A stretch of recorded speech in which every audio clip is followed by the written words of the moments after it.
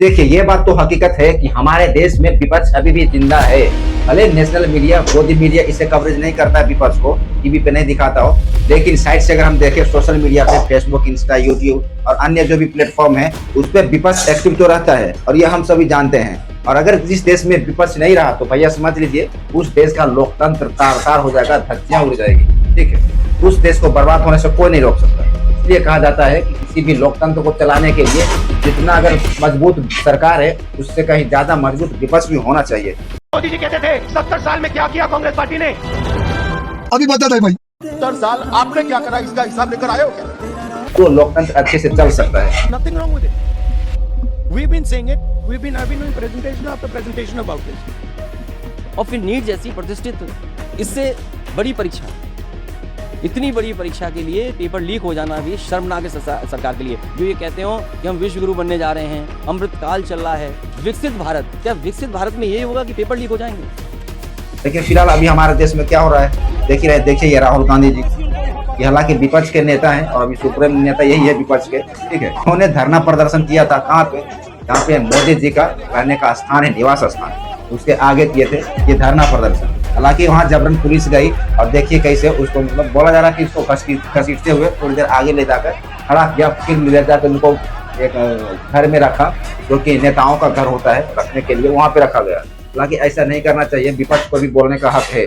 और जिस तरह से राहुल गांधी जी को ये लोग पुलिस वाले जबरन यहाँ से उठा कर ले गए, धरना प्रदर्शन करने नहीं दिए हैं, तो एक बात तो क्लियर हो जाती है कि जो हमारा सत्ताधारी यानी कि मोदी जी हैं, उनका जो सरकार चल रही है इस देश में, वो कहीं ना कहीं यार अपने आप को तानाशाह की ओर मतलब ले जाने की कोशिश कर ही रहा है। क्योंकि अभी जो पेपर लीक मामले का जो भी प्रोटेस्ट चल रहा था जंतर मंतर पर, उसे तो पूरा देश आहत हो ही गया है, आप भी देखते हैं। और किस तरह से लाठी डंडों से पुलिस वाले छात्रों के ऊपर और वहां पर जो प्रोटेस्ट करने आए थे उसके ऊपर कैसी बर्बरता से लाठी चार्ज कर रहा है, मतलब देख सकते हैं। हम तो मैं देखा तो लगा कि अरे यार हम सच में क्या इंडिया में रहे या फिर बांग्लादेश या पाकिस्तान में आ गए।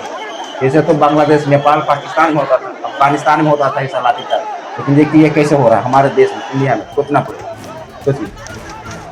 ठीक है, इसीलिए कहते हैं कि किसी भी देश को चलाने के लिए पक्ष और विपक्ष का होना बहुत जरूरी है। और इस देश में अगर विपक्ष कमजोर पड़ गया या समझ लीजिए उस देश की वाट लगना तय है। और फिलहाल हम लोग आप लोग बहुत लकी हैं, भले इस देश में ज्यादा अंधभक्त हो, हम मानते हैं कि अंधभक्त की संख्या बड़ी है, ठीक है, लेकिन ऐसा भी नहीं है कि इस देश में विपक्ष नहीं है, विपक्ष भी है और काफी मजबूत है। क्योंकि पिछला जो 2024 का लोकसभा चुनाव हुआ था उसमें आपको पता चल ही गया था, मोदी जी का बहुमत तो आया ही नहीं। और इस बार 2029 में क्या होगा वो तो आप देखते ही जाइएगा। इस बार तो शायद 100 सीट भी नहीं आएगा भाजपा को। ठीक है, ये मैं लिख के कर रहा हूँ और आप देख भी लीजिएगा। क्योंकि जिस तरह से हमारे देश में भी प्रोटेस्ट चल रहा है, महंगाई बढ़ रही है, उसके ऊपर सरकार का कोई नियंत्रण नहीं है। पेट्रोल डीजल के ऊपर जो बात चल रही है, E20 पेट्रोल जो भी आया, एथेनॉल मिक्स हो रहा है, ठीक है, तो इससे जनता तो त्राहिमाम हो ही रही है। साथ साथ में जो विपक्ष है उसको भी लग रहा है कि सरकार अपने आप मतलब मनमानी कर रहा है। ठीक है, तो इस तरह से कहीं ना कहीं ये सवाल उठता है कि आखिर हमारा देश किस ओर जा रहा है। हम तो चले थे विश्व गुरु बनने, तो विश्व गुरु कहाँ बने?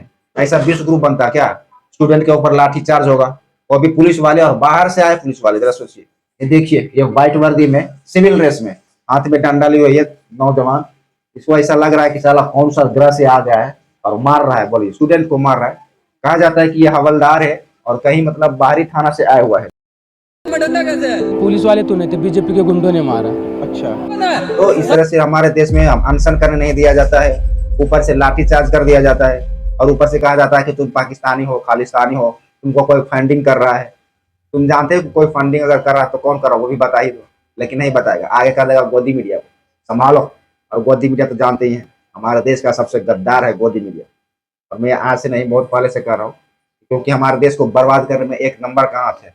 ये सब जो आप देख रहे हैं गोदी मीडिया को, एक नंबर का हरामी है। ठीक है, हमारा देश को कभी भी आगे बढ़ता ये लोग नहीं देखना चाहता, क्योंकि ये लोग बात ही ऐसा करता है। सरकार अगर गलत चीज भी कानून ला दे, गलत भी बोल दे, तो ये लोग उसको सही साबित करने में लग जाएगा। ऐसा है हमारे देश का गोदी मीडिया।